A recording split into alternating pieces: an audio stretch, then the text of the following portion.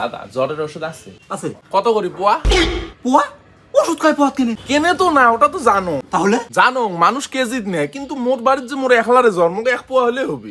ফালতু শুরু করছিস তুই। ওষুধ কোনদিন থেকে পালা চললে? না না, যেমনই হোক কাস্টমার তো অত রাগ দেখা যাবার নয়। দেখ ভাই, তুই আর এই সবজি কিনে নিয়ে আসিস রে, ওষুধ কিনে যাচ্ছিস। আর ওষুধ কেজিত বা পোয়াত না বেচায়। এই যে ধর দুইটা জ্বরের ট্যাবলেট আর এই যে গ্যাসের ট্যাবলেট, এই দুইটা নিয়ে যা। হো হো হো, খালি ওষুধ, সৎ চাটনি কিছুই নাই। ওষুধে তো বেঁচে আছো, আমরা তুই সিংহের মতো কে করিয়াছিস? জ্বর কি মোর ডেইলি এসে নাকি? কতদিন পরে জ্বর এসে একদিন ওষুধ খাই, মন শান্তি করে ওষুধ খাই। এই দুটো ওষুধ নিয়ে মুখত দেওয়ার সাথে শেষ হয়ে যাবে, ওই জন্য কোনো এক পোয়া দিই। ওই প্রকার ফার্মেসিতে ওষুধ ভাগা দিয়ে বেঁচে আছে, মুই অটে না নিয়ে তাও তোমার অটে আসলুম। আর তোমার এমন ওষুধ ভাগাত বেঁচে আছে, এটা মাছ পাইছে নাকি? কোষ কি?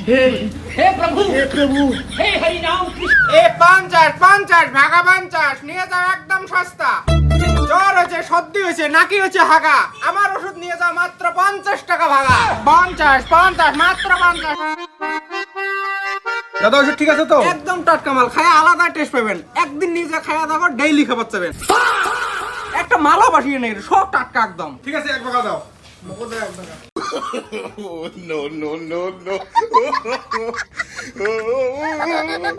तेरा तो गेम बजाना पड़ेगा। अब देख तू 1 কেজি নিলে 50 টাকা, 2 কেজি নিলে 90 নেম, একসাথে 5 কেজি নিলে 2টা সিরাপ ফিরে দিম। আইসব পাবলিক ভাঙি সিরি ওষুধ দিয়া চং পাইকারি।